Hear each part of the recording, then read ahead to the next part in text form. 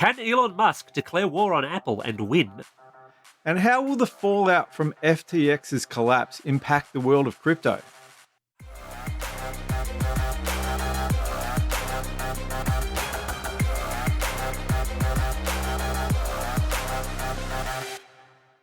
Vertical Hold is proudly brought to you by Aussie Broadband, changing the game with their award-winning network and Australian-based support. Hey there, welcome back to Vertical Hold Behind the Tech News, the award-winning tech podcast where we catch up with Australia's leading technology journalists to dive into the big tech stories of the week. I'm Adam Turner, and I'm joined, as always, by Alex Kidman. Now, Alex, I know you're a big fan of Japanese convenience stores. Last week, Lawson, which is one of the biggest, launched its first green store staffed entirely by digital avatars. Is this the kind of place where you'd shop? This is the kind of place where you'd find it difficult for me to stop shopping. I don't think anyone goes to a conveni for the ambience. They go there for the dodgy fried goods because they're drunk and they want something to eat quickly. So look, anyone out there, speaking as an award-winning reviewer, if anyone wants me to go and review one of these stores, I'm there. So they're going to have to teach the avatar the phrase, "I'm sorry, sir, I'm cutting you off." Yeah, that's the one. This week, we're also joined by a new guest. It's Josh Taylor from The Guardian Australia. Josh, welcome to the pod. Thanks for having me. So if you were shopping in a store staffed by digital avatars, when would they need to cut you off? What would be your big thing? I'd just be worried that I don't know. I've seen some of these metaverse type stores and it always looks like a bit of a ghost town already. So I'd be worried that if I was the only one in there, that something bad was about to happen. Nothing bad will happen. Trust the algorithm. Trust it. I've watched enough Korean horror movies to know you've got nothing to worry about. Yeah. Convenience stores are never the places where bad things happen. So Josh is joining us to talk us through the collapse of FTX and what's happening in the crypto world as a result of that. But first, there are some topics here on Vertical Hold that are evergreens. The NBN, consumer rights, whether pineapple belongs on a pizza. And I'm a big yes, and I know that's controversial. But Elon Musk has become another one of those topics that we just have to keep going, what Elon did next. We keep coming back to it again and again. And he's at it again. He certainly is. And this all relates, of course, to his seemingly never-ending takeover of Twitter. He owns it, but now he's seriously messing with it. And we've mentioned it a bunch on the podcast in recent episodes, but it just keeps on going. Most recently, he's been having a lot of muttering about free speech, declaring himself a supporter of free speech. But that includes an awful lot of problematic speech. I'll put it that way. Doesn't it, Josh? Yeah, I think the biggest thing that they're sort of rolled back is he introduced this sort of amnesty for a whole bunch of users, which basically meant that unless they were essentially violating the law, they would be suddenly allowed back on the platform. And we don't know if we've seen sort of the full effects of that yet, but it seems like a lot of nefarious people who were previously not allowed on the platform have been allowed back on. And there's still a lot of uncertainty around what's happening with the moderation team, whether one exists. I think there's maybe one person covering the entire Asia Pacific region in Australia, and we saw that come to a head this week when someone uploaded a video of the Christchurch massacre, and it didn't get taken down until someone actually pointed it out. It's like Twitter used to have tools in place that would automatically detect this sort of stuff, and for some reason it's not working anymore. So, whether this is accidental or by design, it's wild times on Twitter at the moment. But Elon's kind of declared himself the determinator of what is free speech, because apparently hate speech is all right, but calling Elon a douchebag is not. And I guess impersonating people as well, like that's the thing or at least impersonating him seems to be the thing that's getting. But the other thing that's worth looking at is like a lot of these far right accounts have been coming back to the platform, but a lot of the suspensions we're seeing lately are coming from being made against a lot of anti-fascist accounts, like Chad Loder, I think, was one that got suspended, where he was doing a lot of anti-fascist work. I saw one that got suspended the other day where they basically pointed out that Twitter had suffered a data breach as well and got suspended after pointing that out. So it's really, really confusing what's going on with Twitter at the moment and what's allowed and what's not. The other thing that Elon Musk has said he wants to do is that, he'll allow the speech on the platform, but he'll deprioritize it. So he thinks he's essentially invented shadow banning again. So all the stuff that people used to complain about shadow banning on Twitter, it seems like that Elon Musk is trying to appease them, but also still enforcing it. So it's all very confusing. So, with this idea of, he called it an amnesty, and it starts this week apparently, does that mean that the rules don't count anymore, or if they break the rules again, they're off, or what's the story? I think the way it has applied to anyone who was previously suspended, unless they were suspended for particularly egregious breaking of the law, then they'll be allowed on the platform again. And we've seen that this week already with they've rolled back their COVID-19 misinformation policy that used to be grounds for getting you suspended. We saw it with so they used to suspend accounts for using trans people's dead names, and that allowed Jordan Peterson back on the platform again because that was what he was suspended for. So just some of the stuff that they've, the stuff that coordinated bullying and things like that was cracked down on by Twitter in the past, to a degree. I mean, it's still a pretty bad place to be a lot of the time, but it is just sort of starting to roll back now because, Elon Musk is in favor of free speech, as he calls it. Yeah, the COVID misinfo policy drop is a really troubling one to me. Not that the other ones are not troubling as well, but just from that kind of simple, it's illegal to yell fire in a crowded theatre kind of way. And while Twitter was not perfect in terms of how it used to deal with that, explicitly scrubbing out the idea that they're even going to bother. I mean, is this really him going in for free speech, or do you think he's also looking at it and just going, well, we have to hire people to do this, that costs money, and I don't want to spend any more than I've already spent? I think that's part of it. I think, it's worth remembering that when the COVID pandemic hit, Elon tweeted that, this was all going to be over in a couple of months. So he hasn't had the best track record on this here. I think that he probably thought that this was a suppression of free speech. So I think, he's definitely aligned himself with a lot of people who are of the far right or right persuasion who have certain theories about COVID-19 and the vaccinations therein and things like that. So it's not surprising to me that he would roll this back. I guess it just comes down to, what are we going to see in the next couple of months? It seems like through a combination, I guess, of where the stage that we are in the pandemic now, and I guess public attention to it as well. It doesn't seem like misinformation about COVID would get very far now, as opposed to where it was, March 2020, things like that, where it was like a real emergency and the whole world was focused on it. I guess we're seeing in China at the moment with all these protests to lockdowns and things like that, that has the potential for, I guess, people to be doing the wrong thing. And we saw a bit of, I think there were some Chinese bots accounts that were going after people who were reporting about the protests in there on Twitter. And, Elon has been all about, we've got to crack down the bots and things like that, but we haven't really seen that come into effect yet. So that's one place where misinformation and I guess the bots that he wants to stop kind of cross over with each other as well. It's a total aside, but I've got to say, I love some of the ways that the Chinese are actually protesting their COVID lockdowns in a technological sense, from blank pieces of paper to equations that sound like the words "free man," to even to NFTs. They're trying a little bit of everything to get past the Chinese censors. But I digress. Twitter's big problem of late, and it seems to be getting worse, is also that advertisers are just fleeing the site in droves. Most notably, Apple, and Elon's not very happy with Tim Cook, is he, Josh? No. So I think Apple spends something like $50 million with Twitter, which is chump change for Apple. But it's very clear, we've seen some of the high-level staff pulling out they're deleting all their tweets and things like that. And according to Elon, Apple's even threatening to remove them from the App Store. But it's one of those things where it seems to be, from Elon's perspective, he seems to be going that Apple doesn't care about free speech because they don't want to advertise on Twitter, which is a very interesting way of interpreting it. It reminded me of all those arguments that we used to see about same-sex marriage, about baking the cake and basically saying, we can't force a company to do something that it doesn't want to do. And yet here we've got saying, if you don't agree with speech, you must not agree with free speech if you're refusing to pay for ads on whatever we're posting on Twitter. Yeah, it's a weird one. I suppose Apple has a little bit of form in this because they kicked Parler off. I think it was late last year. I could be misremembering my timing on that. Because of its fairly heavy degree of what one might call hate speech.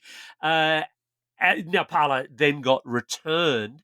How important, though, is it to have your app on the App Store? How much power do you think Apple's got here? Well, I mean, a fair amount of power. You know, if it got removed from the App Store tomorrow, obviously you and I and everyone else who has Twitter installed on our phones already would not be affected at all in the initial stages. So, but anyone who wants to download it and access it that way would be prevented from doing it, and you know they won't be able to roll out updates anymore. So it quickly becomes a very, very difficult security issue for Twitter, and they can't actually roll out new features and things like that. People will still be able to access Twitter via the web app, like if they want to do it through a web browser on their phones. But if you look at the traffic stats, like the vast majority of people who look at Twitter do through a mobile app. So it would have a huge impact, I think, from them, and I think it would potentially be a killer for it in a lot of ways. Whether Apple actually goes through it is another thing.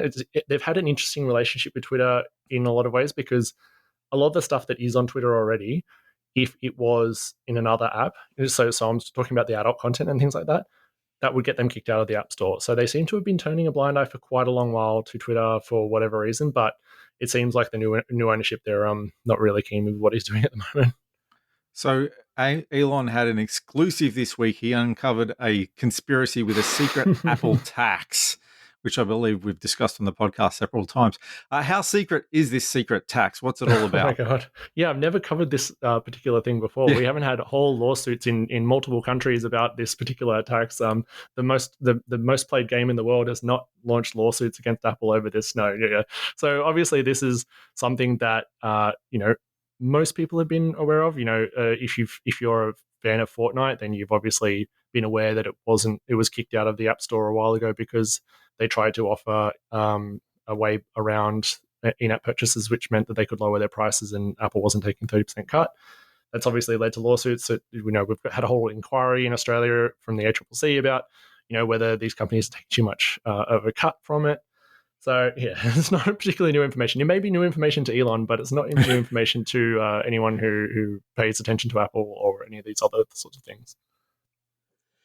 So I was kind of amused and equally appalled, and then amused again by Elon's seeming end game in all of this, which is that he said if they are kicked off the App Store, that he would have no choice but to launch his own phone. With blackjack and hookers. Exactly. It's totally Futurama. I mean, how quickly, Josh, are you going to be running to the store to buy a Twitter exclusive phone? No, like an Elon phone or a Tesla phone, whatever they're going to call it. I think I know phones are prone to catching fire, but I feel like Tesla phone is probably more prone to be catching fire.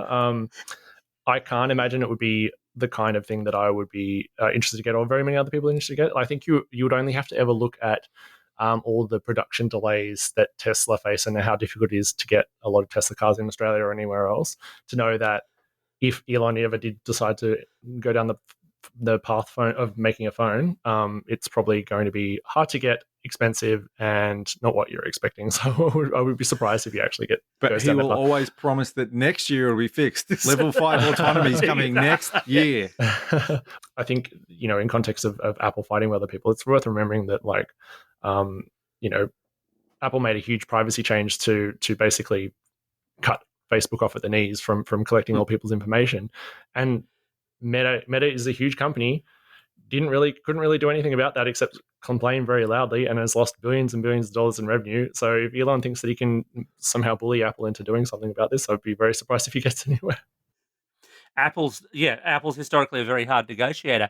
I think it's interesting, though, because there is a bit of prior art in this whole let's make our own phone space. I mean, Amazon tried it, Facebook tried it, both in concert with HTC, but also by themselves, and virtually nobody bought those dedicated devices. Nobody's going to buy, or very few people are going to buy a Tesla OS phone, as it were.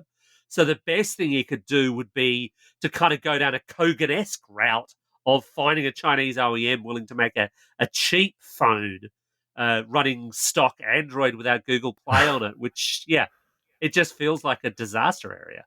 Well, more of a disaster area than Twitter is right now, and that's pretty big. I saw some people suggesting that maybe you should buy BlackBerry. Like I know BlackBerry doesn't actually own BlackBerry devices anymore, but whoever owns it now could potentially buy it. Someone said Microsoft, buy Microsoft's phone division, but it's like, well, I actually Microsoft is a lot larger than you think it is, so it'd actually be a lot more expensive to buy than you think. I don't think the phone division would set you back that much, to be No, honest. that's true. Palm OS, I'm sure, is still floating around. Oh god, yeah, we haven't really seen any like apart from the obviously the Kogan example, we haven't really seen many sort of like local attempts to try and to do phones and things anymore. It's very much sort of given up to. I guess we I guess we got the AFP secret phone that they developed that was used by the criminals, and now they have taps into it. Maybe that's an option for them. That was gold. Josh, tell me about this story because I'm personally unaware of it.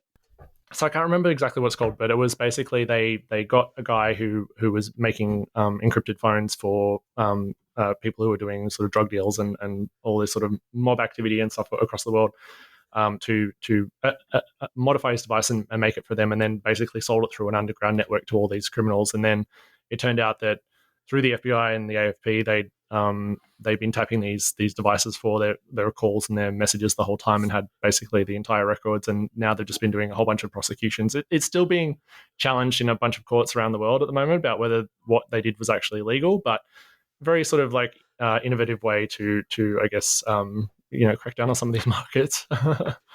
So the first clue should have been when the splash screen was just the ASIO logo, basically.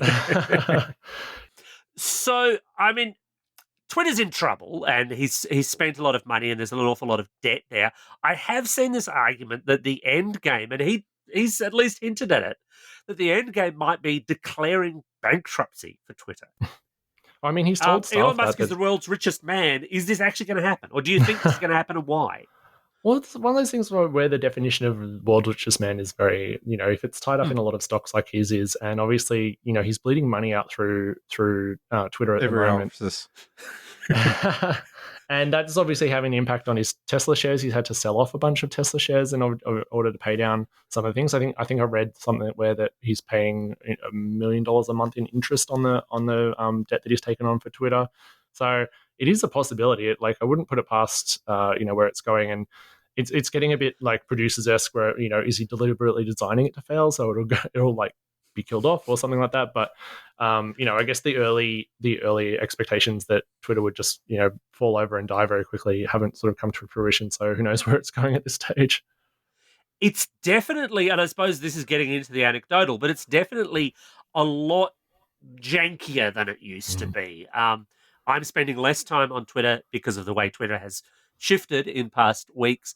But whenever I do, I notice little things that are not working, or a lot, even though the advertising apparently is way down, the ads seem to be being pushed more heavily. It's a less pleasant experience and certainly a bit less stable. Has that been your impression as well, Josh? Or yeah, it's definitely been a bit slower, I think, and some things not loading properly and things like that. I thought it was interesting what the former head of product safety had an op-ed in the New York Times, I think, this week, that he basically said that they've all been sort of predicting that the teams aren't there to keep the lights on a lot of the time, so it's going to be interesting to see if it stays that way. But he was essentially warning that the thing to watch out for is if protected tweets stop working. So if you have a locked account and your account suddenly isn't locked anymore, that's the time to flee the platform and go somewhere else and delete your account and all that sort of stuff. They managed to break two-factor authentication as well, which meant people couldn't even log into their own accounts. Yeah, that didn't really go well. That was fixed fortunately, but yeah, it's just one of those very basic things where it seems like Elon's got all these grand plans for what he wants to do to Twitter, but he forgets that just keeping it online is such a major task in and of itself.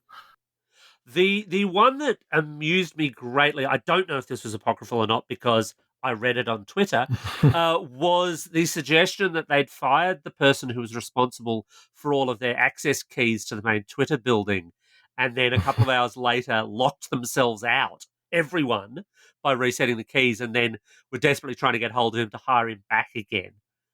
Yeah, I heard that one. I can't remember if it was true or not. The one from this week that was sort of the most galling to me was the fact that I think it was the EU and UK staff who hadn't been paid. And when they got paid, it was from a weird different account that they're not used to getting paid from, because it seems like they've fired most of the people who were in charge of payroll. So that's the kind of indication where things are falling over, when they don't actually have the people in place to actually pay the people who have left over at this stage. So yeah, it's a bit of a mess. nothing to inspire confidence and that ultra hard work ethic that Elon wants, like not paying people. So here at Vertical Hold, we're not really a finance podcast. I know, you're shocked. Supply chain. We're a supply chain podcast. He keeps trying this. Apart from last week, it's not going to happen. But as a result, we've looked on at the collapse of FTX with some interest in a technology sense, but less so in a finance sense.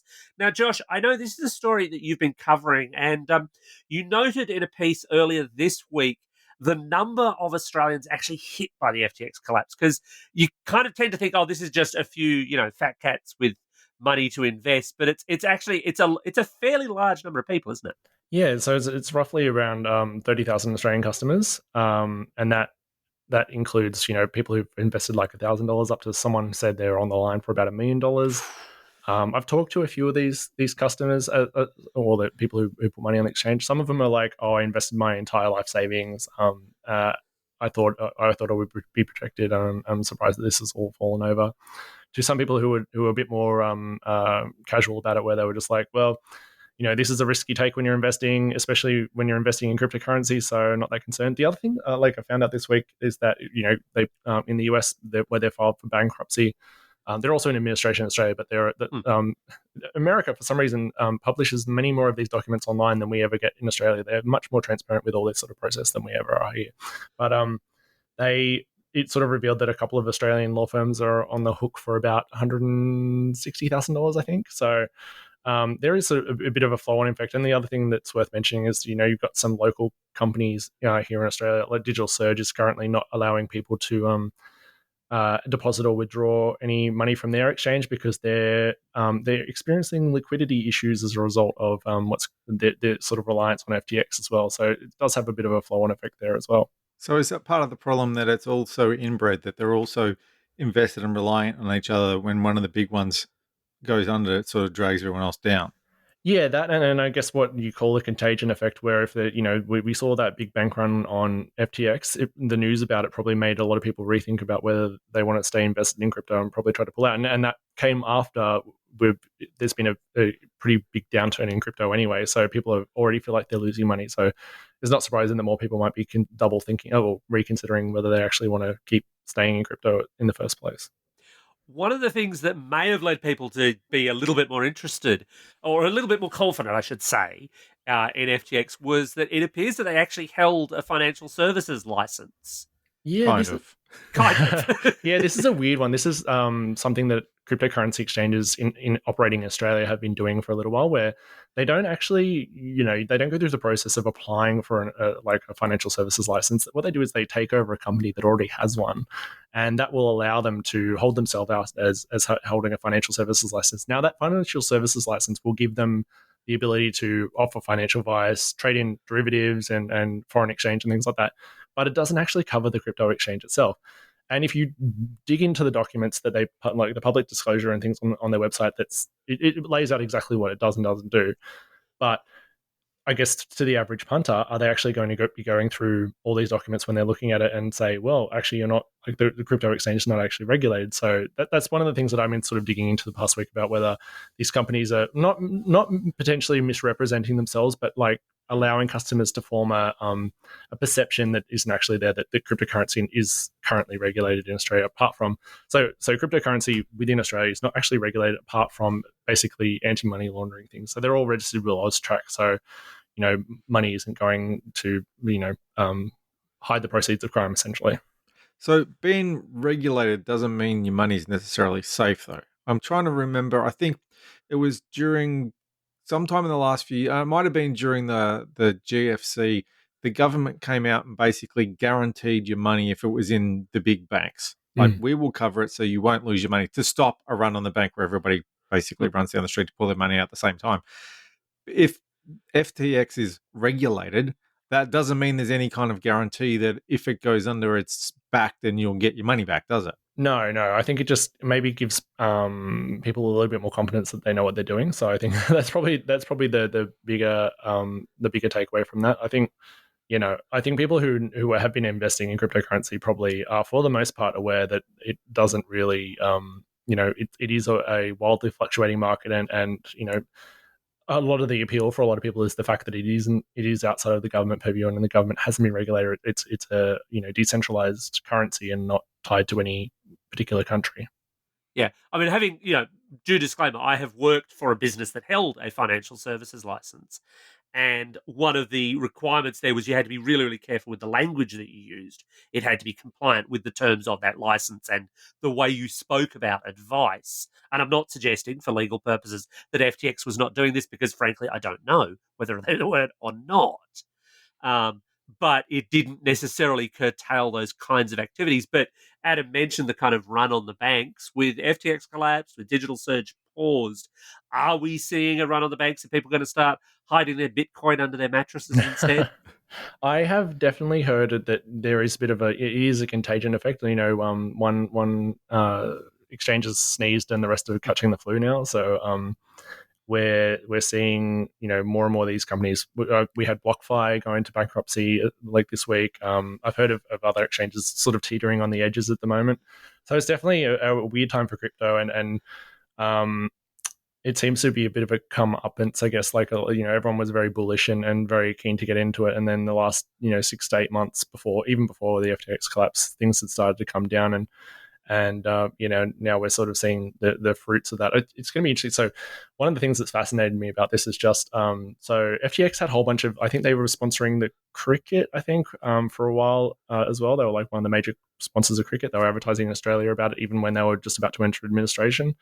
We've seen, Crypto.com stress that they're in a very different financial position and do different things to FTX, so they're not the same. But we've seen like Crypto.com partnering with the AFL and things like that. Now, all these companies that were spending lots of cash to promote their product, sponsorships, hiring celebrities in their ads, and it's all sort of falling apart. I think the FTX is the funniest one because they did a whole Super Bowl ad where they had Larry David basically saying that he wasn't convinced that crypto was a good investment idea. And he was proven correct, but he still took their money. So smart guy. So what Alex paid up front and hopefully not in crypto.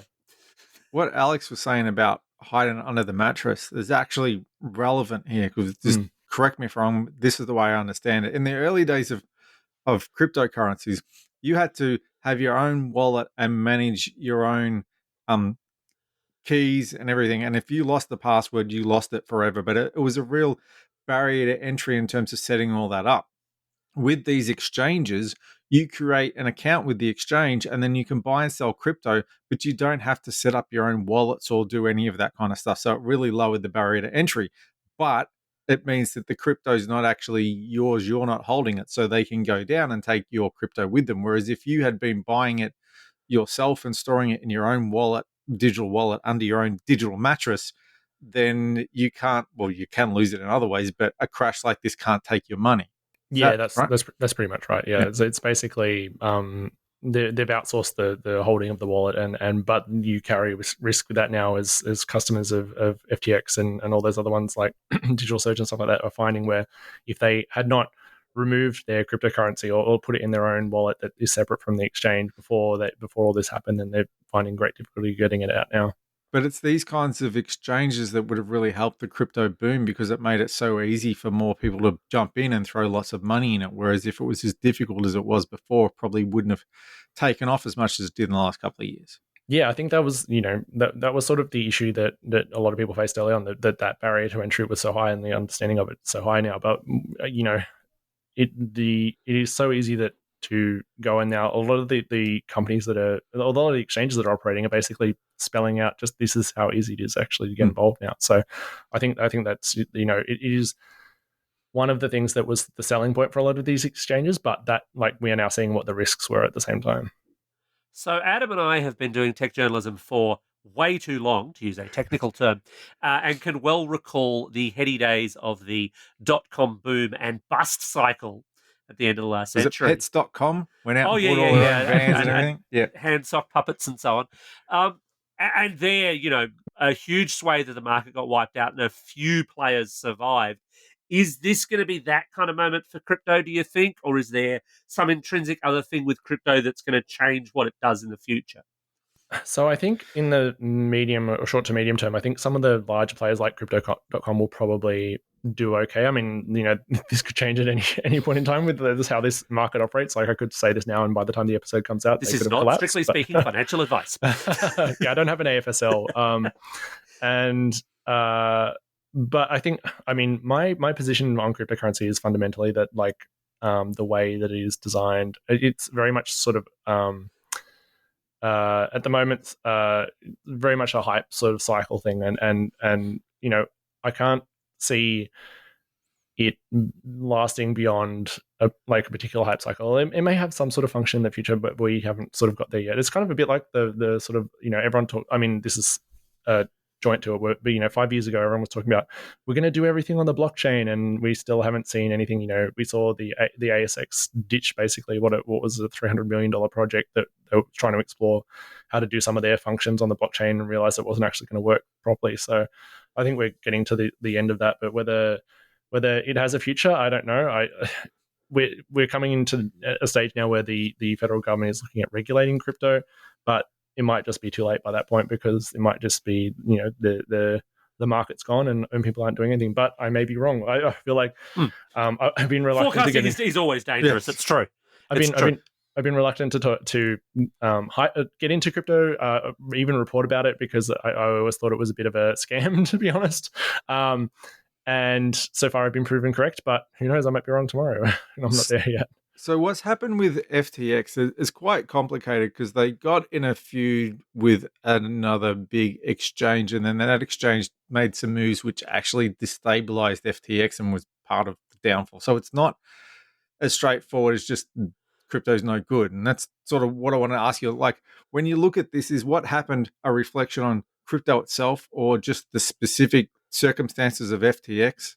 FTX's circumstances are quite unique, I guess, because it's more to do with how the company was running. Basically, it's very, very complicated. But they had basically 100 different companies. There was a hedge fund company that was potentially using customer funds and things like that shouldn't have been doing it. And so the guy who was looking after the Enron administration, like in the I think it was in the noughts or early tens, has been brought in to essentially manage the bankruptcy of FTX, and he's basically said it's worse than Enron. So yeah. a lot of the company practice were not great. I think probably the worst thing I saw out of this report was basically that staff had their expenses approved via emoji in a Slack channel or something like that.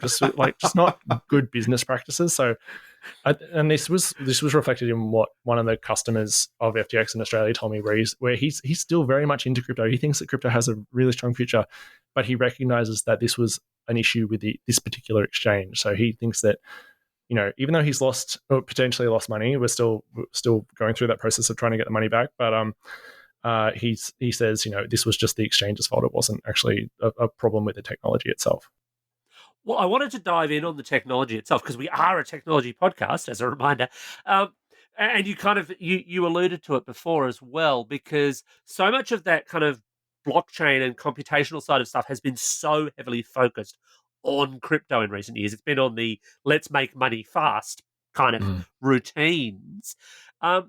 Do you think there's a future for this kind of technology outside it? Because, as you say, so many of these blockchain projects that are being heavily hyped seem to have stalled at best. Yeah, I mean, I think the issue with the blockchain is always like a solution that's in search of a problem. I haven't really seen anything that couldn't be achieved through some other means. And every time that they've tried to apply doing it somewhere else, it just seems like a very convoluted way of doing it. I think the worst one I saw was I think it was in 2017, just before the last Victorian state election. The Australia Post were saying we should potentially look at doing voting on the blockchain, and that just was one of the ideas that horrified me the most, I think. So it seems like it's very much like they want to find a use case for this that will actually be really good, but no one sort of has been there. I think NFTs are potentially if we get past the sort of making money aspect of it, that's one potential thing that where you can keep a record of who has ownership of things like that. But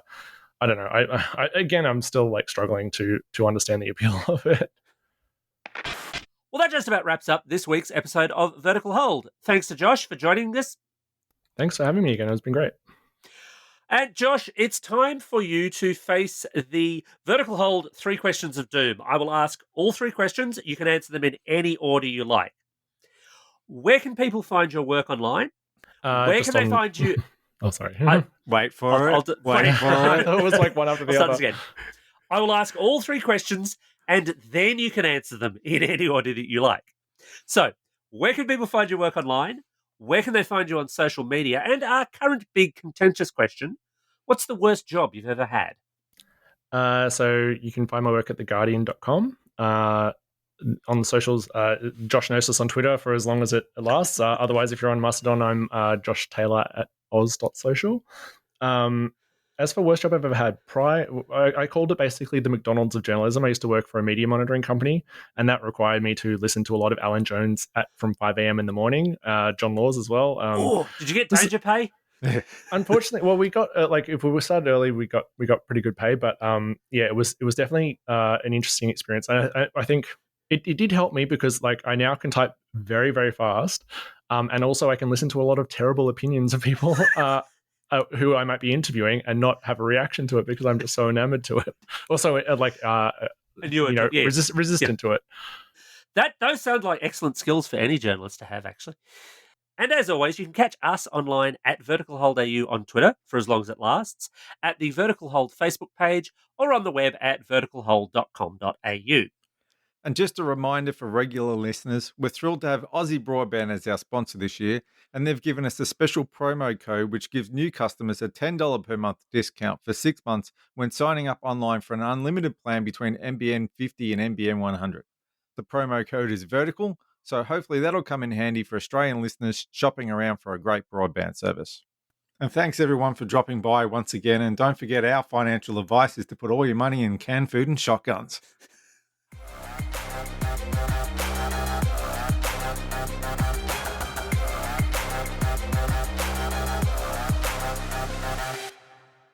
Vertical Hold is proudly brought to you by Aussie Broadband, changing the game with their award-winning network and Australian-based support. Do you want me to launch this one, Adam? Yeah, if you feel confident. No, not particularly, but I'll give it a go. It's never stopped me in the past.